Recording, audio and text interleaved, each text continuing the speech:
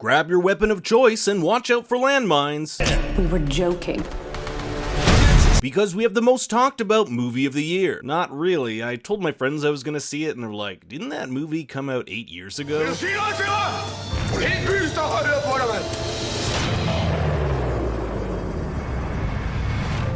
That's a pretty damn good movie if you haven't seen it. In this video, we're going to take a deep dive into The Hunt and explore what its cryptic ending says about our current social-political landscape. Yay! Spoiler alert, for those who haven't seen it, there is a winner at the end, and I'll explain whether it's one of those damned liberal elites or redneck conservatives. The film begins with a behind-the-head shot of Athena, played by Hilary Swank. Of course, we don't know that it's her until about 3/4 of the way into the movie, since her face is kept hidden from us for literally no reason. And for a film that has a ton of action, it's kind of a lackluster start. We get about a minute of just her reading text messages on her phone, and if I wanted to do that, I'd just read the messages from the teenager who had her phone on in front of me for half the damn movie. Athena is messaging her liberal elite friends, making fun of the president and joking about how she'd love to hunt and kill deplorables. Deplorables, of course, a nod to Hillary Clinton's use of the word to describe Trump supporters in 2016. You can put half of Trump supporters into what I call the basket of deplorables.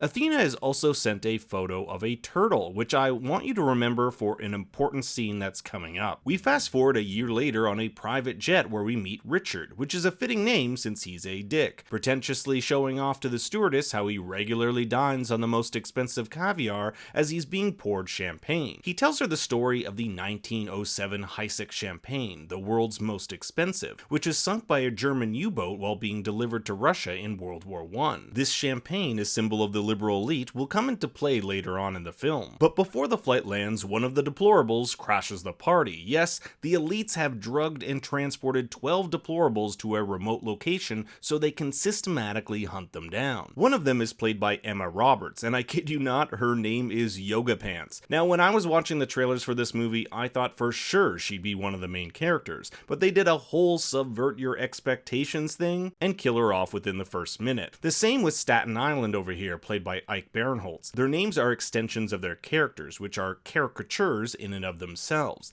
Take, for example, Vanilla Nice over here, who is some sort of deadbeat gangster rapper. On the elite side, many of the characters are so over the top they call each other out for misgendering and racial insensitivity, while they themselves are freaking murderers. So Yoga Pants awakens from her drug-induced state, bound and gagged. She immediately sees this woman Crystal in the distance, who uses her name tag to pick the lock on the back of the gag. We'll later find out that Crystal is ex-military, which is why she's so good at surviving on her own and kicking ass. They soon come across a field with a giant crate in the middle, and one of the deplorables named Target, you can see why they called him that, opens the crate to reveal a pig called Orwell, named after the author of Animal Farm. Animal Farm tells the story of a group of farm animals who rebel against their human farmer, hoping to create a better society, which is what these liberal elites are attempting to do. In fact, in a later scene, one of the elites named Ma talks about what she's doing is part of a rebellion. The crate also has other goodies in it: pistols, machine guns, and a samurai sword for good measure. Yoga Pants finds the keys to everyone gags in an envelope behind the crate door, and just as they start to gear up, they're chased by the elites and picked off one by one. Yoga Pants being the first to go, followed by Trucker over here. 3 of the deplorables are able to make it over the fence of this compound that they're in and into a mom and pop gas station, but little do they know the owners are in on it, killing the 3 by poisoning them. We learn a little bit about Ma and Pa, who hate those who don't believe in climate change, so it's kind of ironic they run a gas station and kill their victims via poisonous gas. Now, it's been over 20 minutes into the movie, and everyone we thought would be our main character have all gone up and died. Enter Crystal, who will take up the mantle. She's able to deduce that the owners are not who they say they are when she asks for a pack of smokes, and the price she is given is way off from what it should be in Arkansas, where Pop says she is. She makes quick work of them, ready to escape in a nearby truck, only to find it rigged with explosives. She rips off the Arkansas license plate to reveal behind it a Croatian license plate. They aren't in Arkansas, they're in Europe. She has to duck for cover when a drone comes along looking for her, but a deplorable named Greg shoots it down. The two team up and we learn that Greg is a right-wing conspiracy theorist. This is a guy who spends his time propagating lies and is likely a character of Alex Jones. I don't like them putting chemicals in the water that turn the friggin' frogs gay. So it's no wonder why the elites chose him for the hunt.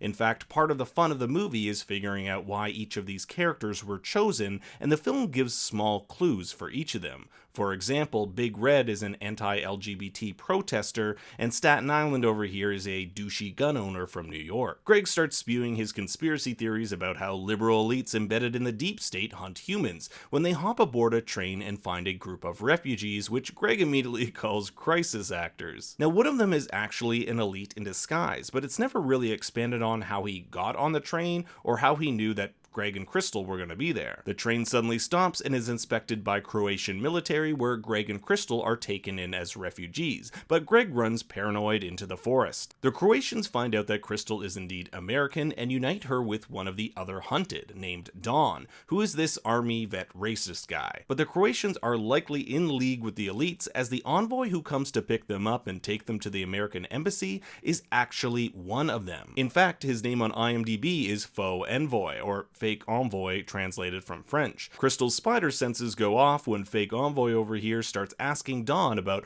why these guys chose him of all people. What he's getting at is that these people weren't chosen at random. There must have been a purpose. Later on in the movie, we'll find out that part of this purpose was to expose their biases. Maybe if they see how bad they've been, they'll learn to change. Crystal kills the Fake Envoy by running him over, and in a nice little roadside chat next to his dead body, tells Dawn about a childhood story her mother used to tell her. This story is similar to that of the tortoise and the hare, but in this version, after the hare loses, it shows up to the tortoise's house, murders him and his family, and proceeds to eat his food, because according to her mother, the hare always wins no matter what. Dawn asks, are we the tortoise or the hare? But she doesn't answer. We'll get to that in a bit. Crystal and Dawn take matters into their own hands and take the fight back to the elites, who are all holed up in a bunker, Crystal making quick work of the group. But there is one elite left, the head honcho, Athena. She comes on the radio, not knowing what has just transpired, and asks Dawn if he's killed her yet, meaning Crystal. But is this just a ploy? Is he really an elite, or is she playing with Crystal's mind? Anyway, she shoots him and goes on one last mission of revenge to take on Athena herself. Athena, of course, a warrior goddess from Greek mythology. But before we head to the final confrontation, we get a quick backstory on why these elites set up the hunt in the first place. Athena, for example, called the president a rat fucker and laughed about hunting deplorables for sport. This rumor then spread around the internet, resulting in her being fired. So she teams up with a group of others who equally hate these deplorables, each of them with their own reasons, like Ma and Pa, who can't stand climate change deniers. These guys spent an entire year creating a list of 12 candidates to be taken to the hunt, each of them a mix of racist, bigot, misogynist, climate change denier, pro-gun, all the things those on the left like to say about those on the right. Athena believes America now belongs to the ignorant and uneducated, and all she's doing is culling the worst of the worst. Crystal was chosen by Athena for a very personal reason. She was the one to post online that Athena ran a manor where she hunted humans. So what does Athena do in retaliation? Start a manor where people can hunt humans. Athena goes on to tell Crystal that she knows everything about her, how her parents were meth heads and dealt drugs. But what Athena doesn't know is that she got the wrong Crystal. There's a Crystal in her town with the same exact name but one letter off. She even says she sometimes gets her mail. But Athena thinks she's lying, and they engage in hand-to-hand combat for about 10 minutes. Seriously, it's a long battle. Ultimately, both women succumb to stab wounds and fall on the ground on the verge of death. Crystal asks Athena why she continually called her Snowball, the name of a character from Animal Farm who is seen as an idealist.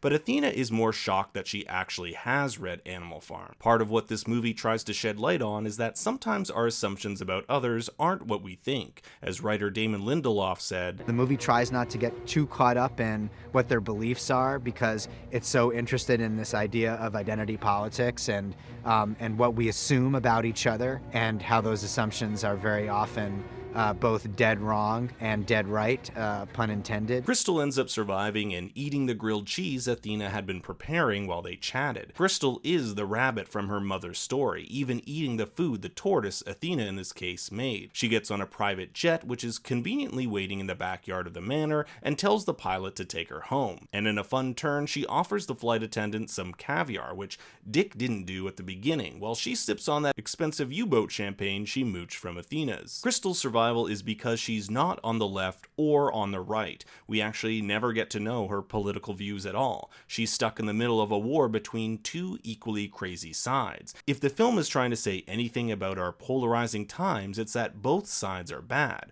Perhaps when you're somewhere in the middle, you may just survive it. Thanks for watching, everyone. Please make sure to give the video a like and subscribe. If you watch the movie, I'd also like to hear your comments below. You can also reach out to me on Twitter @ThinkStoryYT. Until next time, remember, Daddy loves you very much.